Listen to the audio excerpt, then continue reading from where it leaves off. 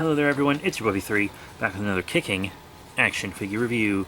Today we will be looking at the McFarlane DC Multiverse Batman from Frank Miller's The Dark Knight Returns, and the collect-to-build parts from a horse. I have no intention to build the horse or even to get other Dark Knight characters, or Dark Knight Returns characters, but I wanted this Batman because when Mattel did all their Dark Knight Returns stuff like 10 years ago when I was in college, I got all except for the Batman Unlimited Dark Knight Returns Batman, which was this costume. So this costume Batman was the only thing I was missing. I had Superman, Carrie Kelly, Joker, Batman in the blue costume with the yellow circle on the chest, armored Batman. I had it all, baby. Had it all. So I really wanted to get this guy, and I got him on sale, but also with a coupon. I do a lot of on-sale coupon shopping when it comes to collectibles because it's the only way you can afford it these days, eh? And I almost sold him because he did go up a lot in price, but then I would be back in the same boat, you know? So here we are with our Dark Knight Returns Batman. The packaging really squished his already tiny ears down, so, you know, they're like, you can see how it's been pushed down. I don't know if you can see it so well on your end, but on my end it's pretty clear. I like the head sculpt and the snarl in the face. I like the raised bat symbol, how it's thick. It's got a good texture to it. I think they went pretty hard on this sculpt altogether, honestly. You know, you got him this, I believe, is a new cape. I like all the folds and layers in it. I think this is a real good old man Batman. He is pretty good looking. Very practical utility belt. I really like the look of the figure. Now let's check out articulation. Up and down on the head. It's better than it looks like it would be. You know, wobble, side to side. Oh, that's pretty good. Got this kind of rolling butterfly joint. Up and down, forward and back on the arms. You know. And then you have an elbow bend, and the rotation's just on the elbow instead of on the bicep. I guess just because he's a thick boy.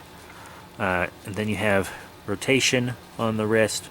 Forward and back on the wrist. That works out for me. You got the rotation and crunch and stuff in the torso. I wish it would come forward more. It doesn't really want to come forward. It can go back a good bit, but it doesn't want to go forward really any, which I think is a bust. And that's kind of in the waist too. In and out on the legs, forward and back. I like how McFarlane does the rubber booties, so it's not as hindery. You know, you've also got a thigh swivel, but also some swivel up there on the thigh, like where the leg meets, you know. Double knee bend, and then you have up and down on the feeties, ankle pivot, toe, and there's peg holes down there for the stand. Speaking of stand, let's get into accessories. He does come with the standard stand that the McFarlane DC figures typically come with. Mine is a little screwed up. You can see it's got like scratches all over it, and the DC is half destroyed. I don't know if that's intentional or not, though, because that aesthetic makes sense almost. But here's the thing: those scratches and stuff are also on the bottom, and I don't see the point of them being on the bottom unless it wasn't intentional. So I'm just going to assume that this is a quality control error, but I'm probably not going to use this stand anyways, so We also have his card. It's a product shot. I prefer comic art, but at least it's a good product shot. It's not a boring one. It's well lit. It's very ACBA-y. There's a diorama and stuff. It's a really good product shot, so I'm going to give it a pass. Because a lot of the times they'll just show the figure standing there. Boring as hell. I think they did that with Godspeed and Batrocidus. You know, you can, I guess, pause and read this if you want. It's just a read-up on Bruce Wayne.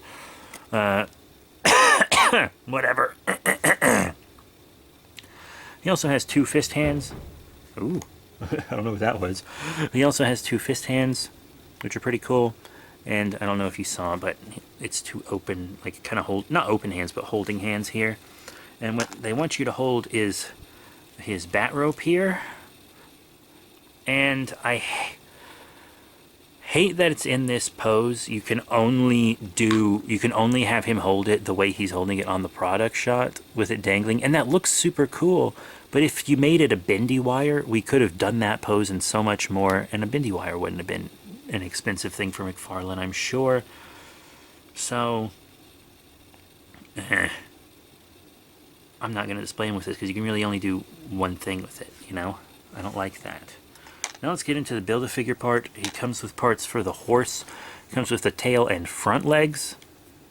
I'm not going to build the horse. I don't need to build the horse. If I really want a horse, I think there's like some good Mafex horses and stuff out there. I don't know. There's better horses that you can just get as a single horse. And once again, it's not like it's a bat horse. It's not like it's a horse wearing a bat costume. Like it's just a horse. You could just get any horse if you wanted to do this. It doesn't have to be this horse. Just find one in relative scale. You know? And I doubt I'll be getting or reviewing any of those, because I already have the Mattel versions. I don't need two of the same exact ones, at least not for this, you know, Dark Knight Returns. But yeah, I'm not going to go over the articulation on these or anything. That's for a review for the horse, which I'm not going to do because I'm not going to get the horse. So, now we're going to go straight into size comparisons. First up, let's actually compare him with a Mattel. Here's the Mattel Armored Batman that they did for their anniversary of The Dark Knight Returns. Pretty cool. They're different scales, so he's really the same size for a version of him that would be bigger. I don't really mind that, though. I don't think I mind this at all. Now I'll show him with the Mattel Carrie Kelly. Also don't mind that, to be completely honest. The bulkiness of Frank Miller's art kind of leaves a lot of room for sizing, you know? And that's pretty cool. Here he is with the Mattel Armored Batman from BVS, who he is too big for, but that is inspired based on him, you know? Here he is with the DC Collectibles Designer Series Greg Capullo Batman. That's pretty good. I think that looks perfect. They are the same scale, after all. Now to show him with some McFarlane figures. Here he is with the Batman Curse of the White Knight Azrael Bat. So the Azrael Batman, I think, looks really good with him. This is also kind of a bulky style. It's very reminiscent of Bruce Timm with the way it tapers down. Pretty cool. Now to show him with another.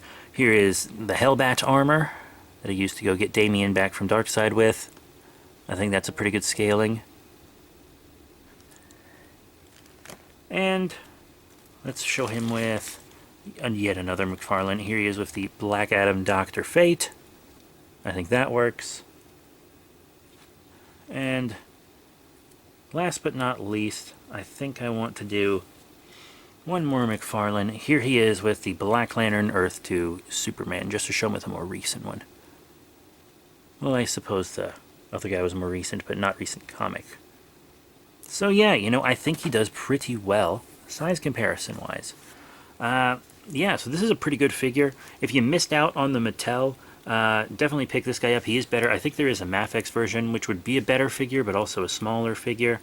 I'm going to go with this guy, because it seems like he works pretty well with the Mattels that I already have. But also McFarlane is kind of my go-to, because they're making the most, and this was readily available for DC stuff. And every time I say I'm trying to collect less Batman, you know, this happens. But I had to complete the set, you know? Well, the set. Set of characters, not set of toys. That's it. Thank you all once again for your support, and I will be seeing you all, you guessed it, next time. Bye for now.